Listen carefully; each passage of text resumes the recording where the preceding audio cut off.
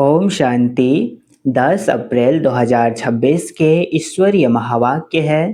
पहले सुनते हैं मुरली के मुख्य पॉइंट्स। बाबा ने कहा, बाप इस समय भारत को सैल्वेज करने आए हैं। हम बच्चे उनके सच्चे मददगार बनते हैं। यही सबसे बड़ी सेवा और भाग्य है। भारत ही प्राचीन और अविनाशी खंड है। यही पहले स्वर्ग था, अब नर्क बन गया है। फिर से इसे स्वर्ग बनाना हमारा लक्ष्य है।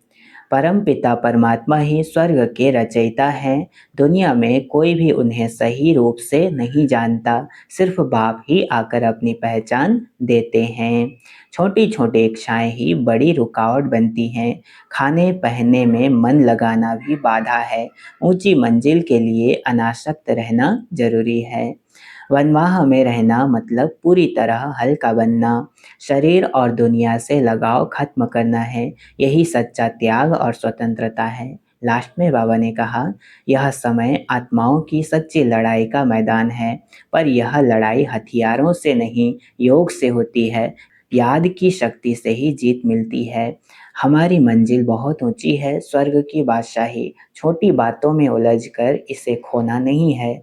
हर कदम सोच समझकर आगे बढ़ना है। सारा जीवन ही ऊंची स्थिति का आधार है।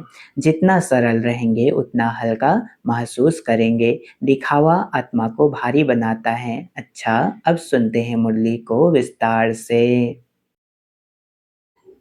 ओम शांति। मुरली का सार। मीठे बच्चे, बाप आए हैं भारत को सैल्वेज करने। तुम बच्चे इस समय बाप के मददगार बनते हो। भारत ही प्राचीन खंड है। प्रश्न, ऊंची मंजिल में रुकावट डालने वाली छोटी छोटी बातें कौन सी हैं?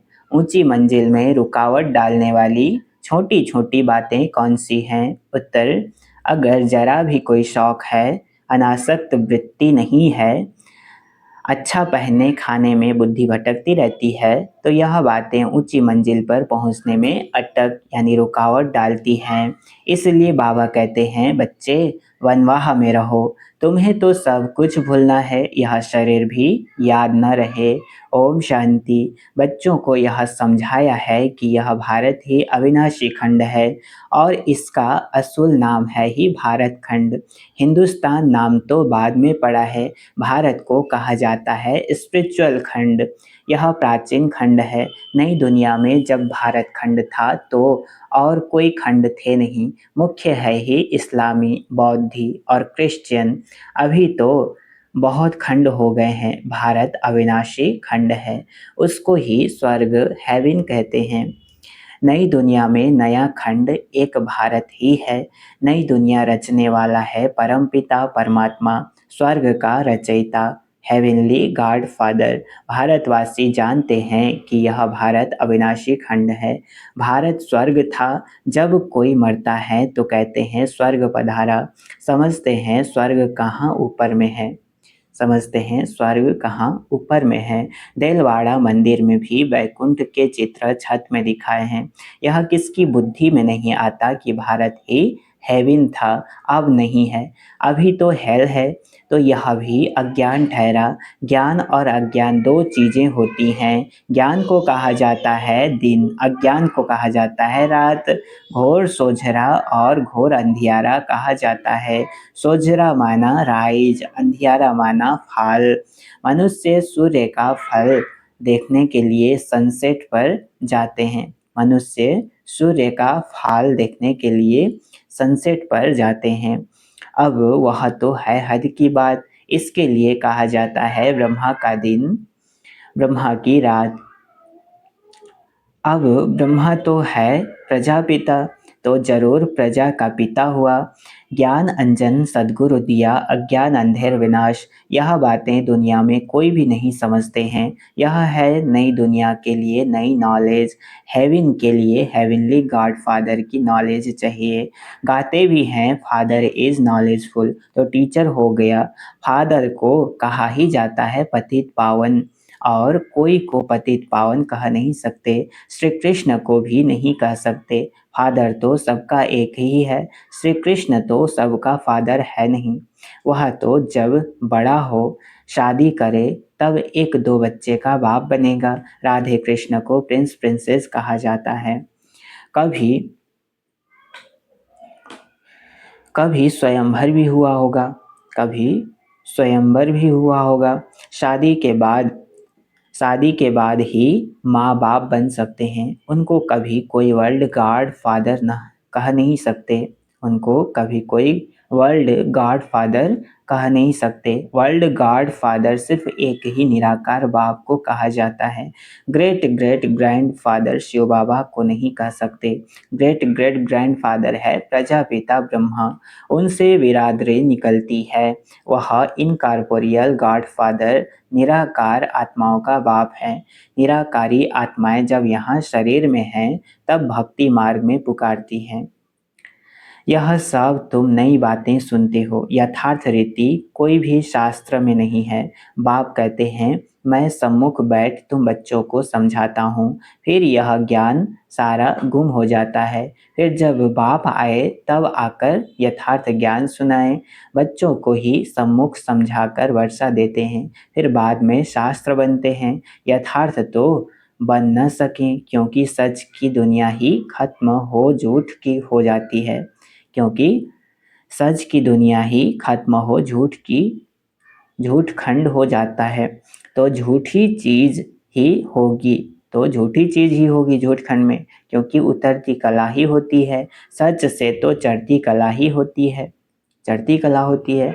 भक्ति है रात अंधियारे में ठोकरें खानी पड़ती है, माथा टेकते रहते हैं। ऐसा घोर अंधियारा है।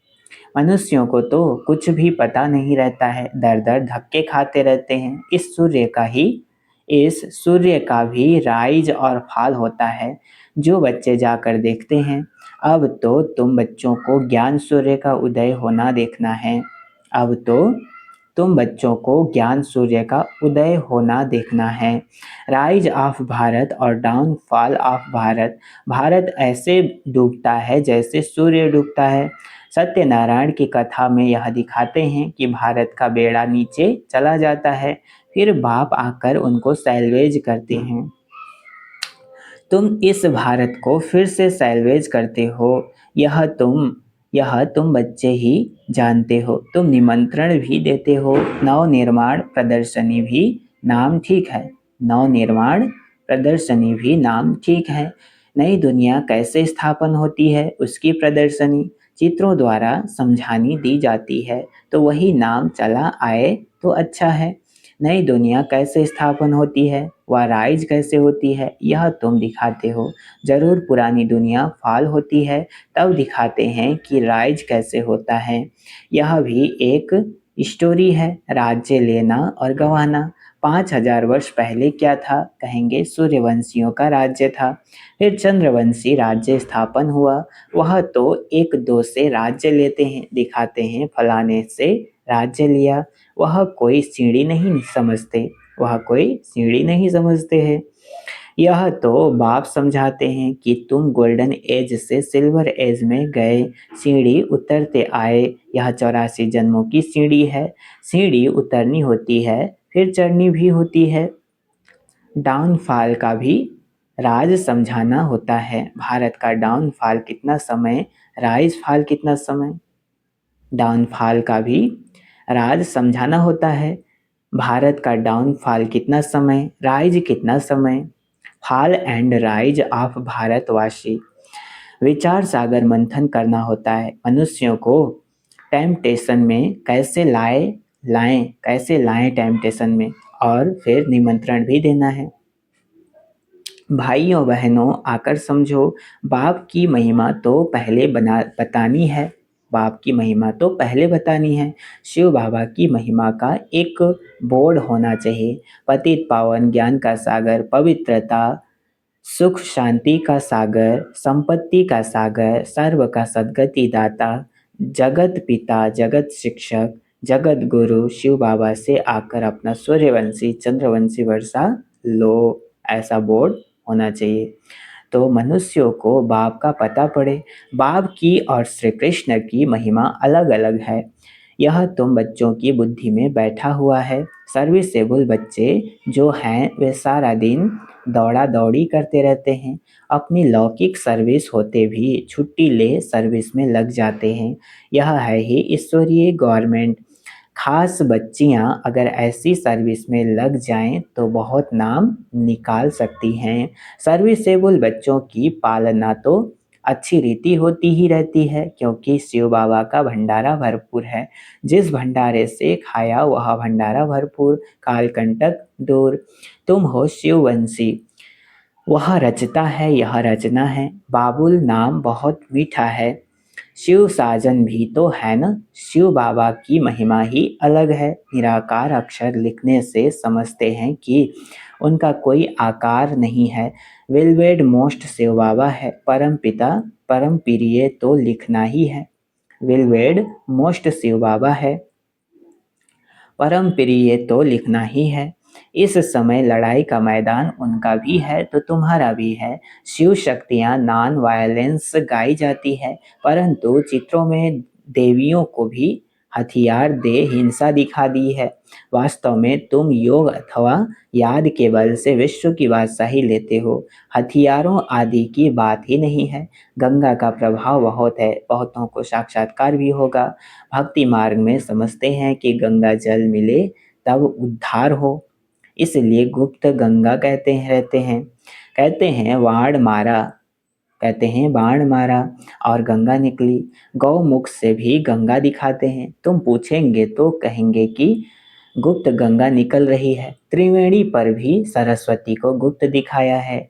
मनुष्यों ने तो बहुत बातें बना दी हैं, यहाँ तो एक ही बात है, सिर्फ अल्फ बस।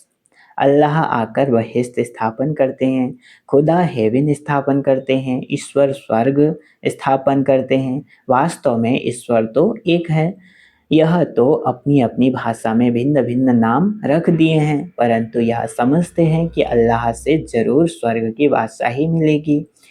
यहाँ तो बाप कहते हैं मन मना भाव, बाप को याद करने से वर्षा जरूर याद आएगा। रचता की रचना है ही स्वर्ग। ऐसे थोड़े ही कहेंगे कि राम ने नर्क रचा। भारतवासियों को यह पता ही नहीं कि निराकार रचता कौन है। तुम जानते हो कि नर्क का रचता रावण है, जिसको जलाते हैं। रावण राज्य में भक्ति मार्ग का सैपलिंग कितना बड़ा है। रावण का रूप भी बड़ा भयंकर बनाया है। बोलते भी हैं कि रावण हमारा दुश्मन है। बाप ने अर्थ समझाया है। पेशगीर यानी विस्तार बड़ा है तो रावण का शरीर भी बड़ा बनाते हैं। शिव बाबा तो बिंदी है, परंतु चित्र बड़ा बना दिया है। नहीं तो बिंदी की पूजा कैसे हो, पुजारी तो बनना है ना। पुजारी तो बनना है। आत्मा के लिए तो कहते हैं भ्रिकुटी के बीच चमकता है अजब सितारा, और फिर कहते हैं आत्मा सो परमात्मा। तो फिर हजार सूर्य से ज्यादा तेज कैसे होगा। आत्मा का वर्णन तो करते हैं लेकिन समझते नहीं। अगर परमात्मा हजार सूर्य से तेज हो तो हर एक में प्रवेश कैसे करे। कितनी अयथार्थ बातें हैं जो सुनकर क्या बन पड़े हैं। कहते हैं आत्मा सो परमात्मा, तो बाप का रूप भी ऐसा होगा ना।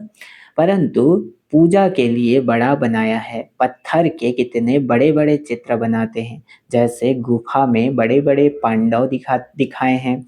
जानते कुछ भी नहीं, यह है पढ़ाई। धंधा और पढ़ाई अलग अलग है। बाबा पढ़ाते भी हैं और धंधा भी सिखाते हैं। बोर्ड में भी पहले बाप की महिमा होनी चाहिए। बाप की फुल महिमा लिखनी है, बाप की फुल महिमा लिखनी है। यह बातें तुम बच्चों की भी बुद्धि में नंबरवार पुरुषार्थ अनुसार आती है। इसलिए महारथी घोड़ेसवार कहा जाता है। सबका अलग अलग पोजीशन। महारथी घोड़ेसवार कहा जाता है। हथियार आदि की कोई बात नहीं है। बाप बुद्धि का ताला खोल देते हैं, यह गोदरेज का ताला कोई खोल न सके। बाप के पास मिलने आते हैं तो बाबा बच्चों से पूछते हैं कि आगे कब मिले हो, इस जगह पर इस दिन कब मिले हो। तो बच्चे कहते हाँ बाबा 5000 वर्ष पहले मिले हैं। अब यह बातें ऐसे कोई पूछ न सके। कितनी गुह्य समझने की बातें हैं, कितनी ज्ञान की युक्तियां बाबा समझाते हैं, परंतु धारणा नंबरवार होती है। शिव बाबा की महिमा अलग है, ब्रह्मा विष्णु शंकर की महिमा अलग है। हर एक का पार्ट अलग अलग है, एक न मिले दूसरे से। यह अनादि ड्रामा है, वही फिर रिपीट होगा। अभी तुम्हारी बुद्धि में बैठा हुआ है कि हम कैसे मूल वतन में जाते हैं, फिर आते हैं पार्ट बजाने के लिए, जाते हैं वाया सूक्ष्म वतन। आने समय सूक्ष्म वतन नहीं है। सूक्ष्म वतन का साक्षात्कार कभी किसी को होता नहीं है, होता ही नहीं। सूक्ष्म वतन का साक्षात्कार करने के लिए कोई तपस्या नहीं करते हैं, क्योंकि उनको कोई जानते नहीं है। सूक्ष्म वतन का कोई भगत थोड़े ही होगा। सूक्ष्म वतन अभी रचते हैं, वाया सूक्ष्म वतन जाए फिर नई दुनिया में आएंगे। सूक्ष्म वतन अभी रचते हैं, वाया सूक्ष्म वतन जाए फिर नई दुनिया में आएंगे। इस समय तुम वहाँ आते जाते रहते हो। तुम्हारी सगाई हुई है, यह पियर घर है। विष्णु को पिता नहीं कहेंगे, वह है ससुर घर। जब कन्या ससुर घर जाती है तो पुराने कपड़े सब छोड़ जाती है। तुम पुरानी दुनिया को ही छोड़ देते हो। तुम्हारे और उनके वनवाह में कितना फर्क है। तुमको भी बहुत अनासक्त रहना चाहिए, देहाभिमान तोड़ना है। ऊंची साड़ी पहनेंगी तो झट देहाभिमान आ जाएगा, मैं आत्मा हूँ यह भूल जाएगा। इस समय तुम हो ही वनवाह में। वनवाह और वानप्रस्थ एक ही बात है। शरीर ही छोड़ना है तो साड़ी नहीं छोड़ेंगी क्या? हल्की साड़ी मिलती है तो दिल ही छोटी हो जाती है। इसमें इसमें तो खुशी होनी चाहिए। अच्छा हुआ जो हल्का वस्त्र मिला। अच्छी चीज को तो संभालना पड़ता है। यह पहनने खाने की छोटी छोटी बातें भी ऊंची मंजिल पर पहुंचने में अटक डालती है। मंजिल बहुत बड़ी है। कथा में भी सुनाते हैं ना कि पति को कहा यह लाठी भी छोड़ दो। कहानी भी है, कथा में भी सुनाते हैं कि पति को कहा यह लाठी भी छोड़ दो। बाप कहते हैं यह पुराना कपड़ा, पुरानी दुनिया सब खलास होनी है। इसलिए इस सारी दुनिया से बुद्धि योग तोड़ना है। इसको बेहद का संन्यास कहा जाता है। सन्यासियों ने तो हद का संन्यास किया है। अब तो फिर वे अंदर आ गए हैं। अब तो वे फिर अंदर आ गए हैं, घर द्वार इकट्ठा करने लगे। आगे तो उन्होंने बहुत ताकत थी, उतरने वालों की महिमा क्या हो सकती है। नई नई आत्माएं भी पिछाड़ी तक आती रहती हैं पाठ बजाने, उनमें क्या ताकत होगी। तुम तो पूरे 84 जन्म लेते हो। यह सब समझने के लिए कितनी अच्छी बुद्धि चाहिए। सर्विसेबल बच्चे सर्विस में उछलते रहेंगे। ज्ञान सागर के बच्चे ऐसे भाषण करें जैसे बाबा उछलता है। इसमें फंक नहीं होना चाहिए। क्या कहा? ज्ञान सागर के बच्चे ऐसे भाषण करें जैसे बाबा उछलता है। इसमें फंक नहीं होना चाहिए। अच्छा, मीठे मीठे सिकिलधे बच्चों प्रति माता पिता बाप दादा का याद प्यार और गुड मॉर्निंग। रूहानी बाप की रूहानी बच्चों को नमस्ते। हम रूहानी बच्चों की रूहानी माता पिता बाप दादा को याद प्यार और गुड मॉर्निंग। नमस्ते नमस्ते नमस्ते। शुक्रिया बाबा, शुक्रिया। धारणा के लिए मुख्य सार। पहला पॉइंट, बुद्धि से बेहद का संन्यास करना है। वापस घर जाने का समय है, इसलिए पुरानी दुनिया और पुराने शरीर से अनासक्त रहना है। दूसरा, ड्रामा की हर सीन को देखते हुए सदा हर्षित रहना है। वरदान आज का, बाप दादा को अपना साथी समझकर डबल फोर्स से कार्य करने वाले सहज योगी भव। क्या कहा? बाप दादा को अपना साथी समझकर डबल फोर्स से कार्य करने वाले सहज योगी भव। विस्तार, कोई भी कार्य करते बाप दादा को अपना साथी बना लो तो डबल फोर्स से कार्य होगा और स्मृति भी बहुत सहज रहेगी, क्योंकि जो सदा साथ रहता है उसकी याद स्वतः बनी रहती है। तो ऐसे साथी रहने से व बुद्धि द्वारा निरंतर सत्य का संग करने से सहज योगी बन जाएंगे और पावरफुल संग होने के कारण हर कर्तव्य में आपका डबल फोर्स रहेगा, जिससे हर कार्य में सफलता की अनुभूति होगी। स्लोगन है आज का, महारथी वह है जो कभी माया के प्रभाव में परवश न हो। महारथी वह है जो कभी माया के प्रभाव में परवश न हो। अव्यक्त इशारे, महान बनने के लिए मधुरता और नम्रता का गुण धारण करो। मधुरता ही ब्राह्मण जीवन की महानता है। जहाँ मधुरता है वहाँ पवित्रता है। बिना पवित्रता के मधुरता आ नहीं सकती। जितना बुद्धि में नशा हो उतना ही कर्म में नम्रता और बोल में मधुरता हो। ऐसे नशे में रहने से कभी नुकसान नहीं होगा। सिद्धि को पाने वाले स्वयं को नम्रचित निर्माण हर बात में अपने आप को गुणग्राहक और मधुरता संपन्न बनाएंगे।